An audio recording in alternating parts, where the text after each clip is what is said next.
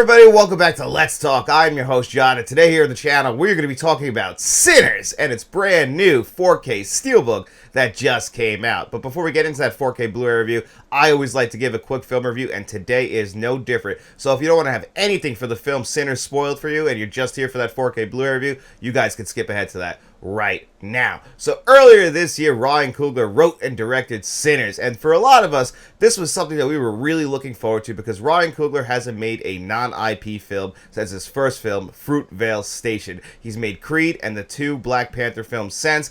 All three of those films are very high quality. It could be argued that the two Black Panther films are some of the best films in the entire Marvel Cinematic Universe. Black Panther was actually nominated for Best Picture, which is something that's very rare in the comic book genre. And these films have just always been good. They look great, they sound great, but a lot of people want to see what Ryan Coogler can do, you know, on his own, make his own film that comes from his own vision. I mean, the guy has had a lot to deal with. You know, making Wakanda Forever in general was something that, you know, should be commended regardless of the quality of the film. But it doesn't even matter because that film is still a great film. But to lose your lead actor and still have to go on making the film, you know, it's something that should be commended. But to see something like Sinners, again, we're bringing back Michael B. Jordan, who's been in pretty much every single one of Ryan Coogler's films. You know, it's like the two of them just have a great working relationship. They bring out the best in each other. And in this film, Michael B. Jordan is asked to play dual roles. He's asked to play identical twins. He's going to play the Smokestack twins. You know, one's named Smoke, one's named Stack. The movie's very clever to make sure that you can tell who is who because, again, they are identical twins. Every time you see Smoke, he's usually got some sort of blue on. Every time you see Stack, he's usually got some sort of red on.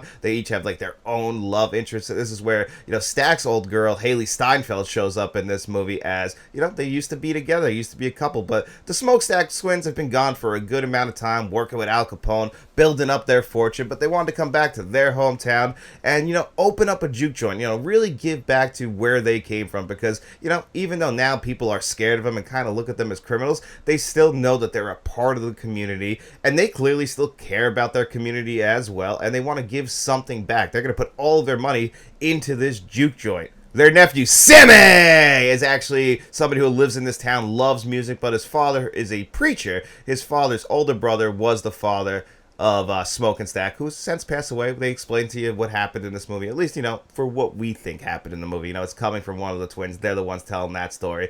But Sammy loves to play music. His dad does not approve of it, but he's going to be playing music in this juke joint as well. The actor, Miles Caden, is amazing in this movie. This is his film debut. Of course, he's our anchor. He's the guy we're going to be following around. He's the one that's like exploring this world with us, everything that's going on, because he knows the twins. We don't know the twins. He knows everybody else. He doesn't know who Haley Steinfeld is, and this is not the Haley Steinfeld from Edge of 17 that I know. No, Haley Steinfeld has definitely grown up, and believe me, she explores that in this movie. She's never looked more beautiful than she does in this movie as well, so that's pretty cool.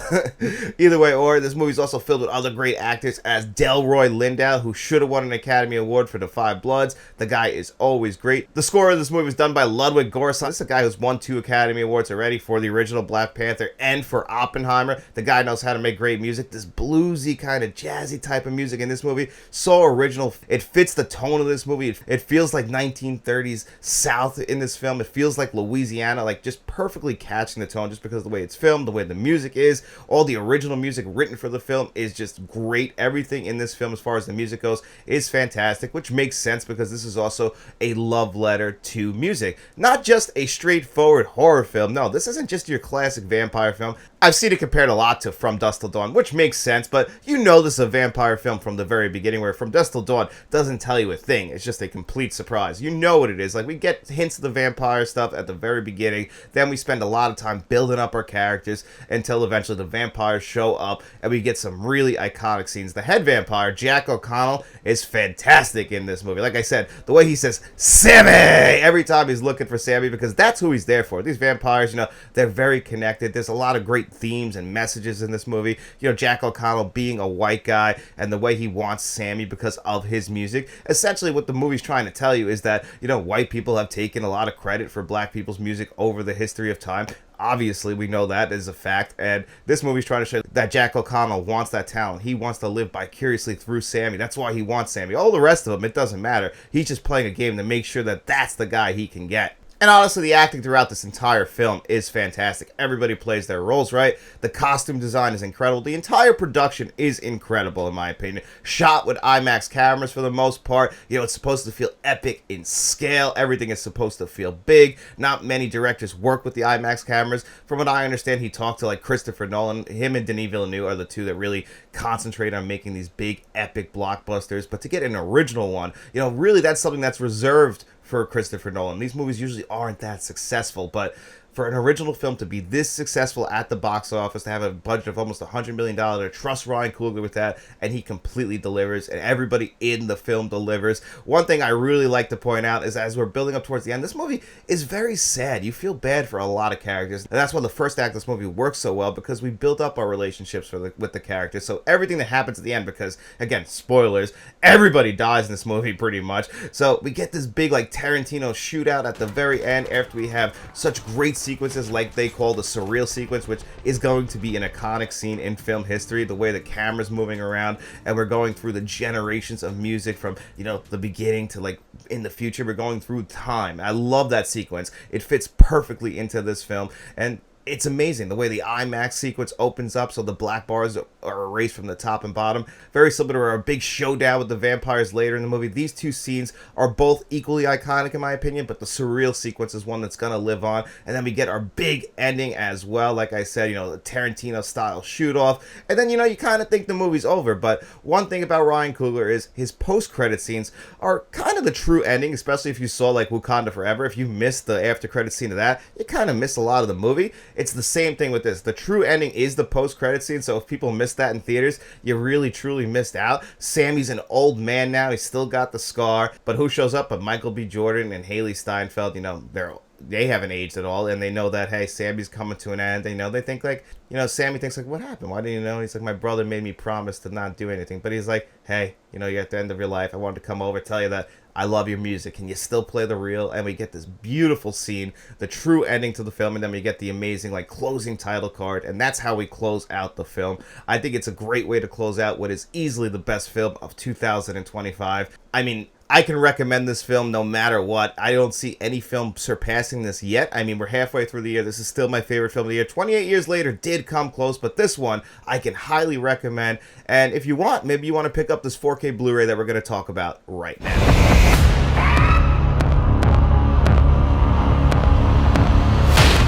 And here it is, Sinners on 4K Steelbook. Of course, you could get a standard edition as well. I pre-ordered this on Groove. You know, I really actually kind of like the Steelbook design. That's why I went for this over the standard edition. The standard edition just looked a little bit lazy to me, and this was only $5 more. If you come around the back, the artwork is beautiful. I don't know if the camera's picking up, but like the Sinners line right here, that's kind of like sunk in a little bit. It might not be easy to see on the camera, but I like that, you know, kind of making it feel a little less plain. But, you know, of course, you get Michael B. Jordan on the front. When you come inside, this is a 2-disc set with individual disc design, which is something that we rarely get today from Warner Brothers, but they clearly knew what they had with Sinners, which I absolutely love. You know, they kind of went all out on this as far as like very similar to what Oppenheimer got from Universal. They just know that this is a big deal for them. They gave us pretty much everything we could have wanted on this 4K Blu-ray release. You know, something you don't really expect from modern films nowadays are great extras. Well, there are plenty of extras. And given if you would have edited together all of these featurettes together, it probably would have just been like an hour 20-minute long making of documentary. But it's okay. I really appreciate them giving us like everything we could have ever wanted to know about the film. At least to this point, you know, I imagine like 10 years they'll do like a looking back, because this film again is very successful. But all of that stuff, like looking at the making of the film, looking at the music in the film, looking at the effects for the vampires, I love all that. I'm so glad they gave us all of that, all the interviews that are in here. Pretty much everybody does an interview for these featurettes. Love that. You also have the deleted scenes. I'm not really a big fan of deleted scenes. I just think that they're deleted for a reason. But hey, people like them. They're on here as well. That's absolutely awesome. And then we get into the audio and visuals. Now, this is where this is one of the best films of the year. Now, this is one of the reasons why this is one of the best 4K Blu-ray releases of the year. Forget how good the packaging is, forget how good the extras are. Most people want to know, how is that audio and visual design? Because when you saw this movie in theaters, again, this movie was shot with IMAX cameras, very similar to what Nolan and Denis Villeneuve do. So this has this big epic scale. We get big IMAX sequences. One thing that really sucked that Warner Brothers did is they gave us Doom Part 1 and Doom Part 2 without the IMAX sequences. And I saw some asshole say, I don't remember who it was from Warner Brothers, that, you know, they wanted to make the IMAX sequences feel exclusive to theaters. That's just PR control, because they gave us the IMAX sequences here for Sinners because people really wanted that. Why can't we take that home to our big screens? We spent all this money on, like, you know, OLED TVs, beautiful 4K players, beautiful sound systems. If you could put it on the disc, why not? That's just withholding features for no goddamn given reason. I really hate it when they do things like that. But of course, they didn't do that for Sinners. They gave us the expanding IMAX ratio. We get Dolby Vision, we get Dolby Atmos, HDR10, the works. Everything is here. And how is that Dolby Atmos track? That Dolby Atmos track is insane. It's awesome. It's amazingly well mixed. Exactly what you would expect from a 2025 film, with modern sound design, modern sound mixing. So well done. You're going to feel this movie moving around your room. Like I said, with that surreal sequence with the music, I mean, you're going to feel that. You're going to feel the bass. You're going to feel your heights. You're going to feel absolutely everything with this Dolby Atmos track. Absolutely the best Dolby Atmos track of 2025. I loved it, and you guys are going to be so impressed with this one as well. Now, the visuals, like I said, we do have those expanding IMAX scenes, which is great. And just like in theaters, how, you know, in certain sequences, the black bars on the top and bottom, they'll expand slowly, so it's not so distracting. Think of the Halo jump sequence in Mission Impossible Fallout. Just like that, we bring that home as well. A lot of this film is in IMAX, and I just think it looks beautiful that we got to have that on the screen. Anyway, though, it looks gorgeous no matter which way you spin it. Of course, you know, the black bars on the top and bottom for the regular sequences might be a little bit distracting, but the film in general is a beautiful looking film. It's got this like faded look to it. You know, the colors themselves like have a slight fade to it. You know, the costume design is all supposed to look very accurate for the time, and I think they nailed it. I think they nailed the look to it, and it translated very well to 4K Blu-ray. Like I said, this movie shot on film, so of course that just looks better in my opinion compared to films that are shot digitally. I know some people might feel different, but to have that translated in 2025 on a 4K Blu-ray with a 2025 film it's great. We just don't get that anymore. Only for like big directors, like I said, like Christopher Nolan and, you know, Tarantino still shoots on film. It's expensive. Everything has to go right. And using those IMAX cameras, forget it. It's a whirlwind, and they really nailed it with this movie. This 4K Blu-ray, as far as the visuals go, is one of the best of the year. I can't say it's number one. I still think like The Nice Guys and some of the Clint Eastwood 4K Blu-rays from Warner Brothers might edge this one out, especially since the Clint Eastwood ones we know were making older films look better. I feel like those ones are still some of the best 4K Blu-ray releases of the year, but for a 2025 film, this 4K Blu-ray release is fantastic. Warner Brothers clearly knew what they got, and they gave us everything we really could have hoped for with this 4K Blu-ray release. It's not even priced that bad. Sinners is still my favorite film of the year, so I'm really glad I picked this one up. Even if you pick it up in the standard edition, I don't think you're going to regret it, because this is one that's going to really show off your system. It's one of those almost reference quality discs. I do believe that this one is a must own. You can actually watch this movie right now on HBO Max, or that's what it's going by now, right? I know they changed the name for the 46th time, but you can watch this movie right now and, you know, stream it, but I just don't think you'll get the most out of it. This does come with that pack-in Blu-ray, and the Blu-ray itself is the same exact as the 4K Blu-ray. All the extras are on the 4K and the Blu-ray, so there's really no difference, just in case you're somebody who picks up the Blu-ray. The 4K Blu-ray, though, I do think is nicer than the Blu-ray, which, you know, again, you know, we've talked about modern films, and sometimes the Blu-ray is of equal quality to the 4K Blu-ray.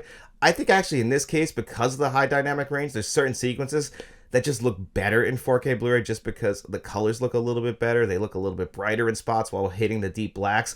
I noticed a pretty significant difference between the Blu-ray and the 4K Blu-ray. Just wanted to make note of that before I got out of here. And what score would I give this? On a score of 1 to 10, I'm going to give Sinners on 4K Blu-ray a very solid 9.5 out of 10. One of the best of 2025. For sure. But that's going to do it here for you guys on another episode of Let's Talk. I hope you guys enjoyed it. And if you did, don't forget to hit that like button, hit that subscribe button, share this video if you could. We also have channel memberships, guys, so if you want to become a friend of the channel, a producer for the channel, like Ben Rondo and John Doe Juggalo, you could do that. Or you could even become a channel director like Stone Gasman, Uncle V, Kevin Kruger, Nicholas Head, and Frank from Frank's Media and Reviews. Or you could even be Or you can even bump that up to the channel bankroll member if you'd like Mr. Smelly Potato. But of course, guys, if you have no money to throw my way, don't worry about it all. I just hope you enjoyed the video. And if you did, get out in those streets, tell your friends about us, and then we'll be seeing you around.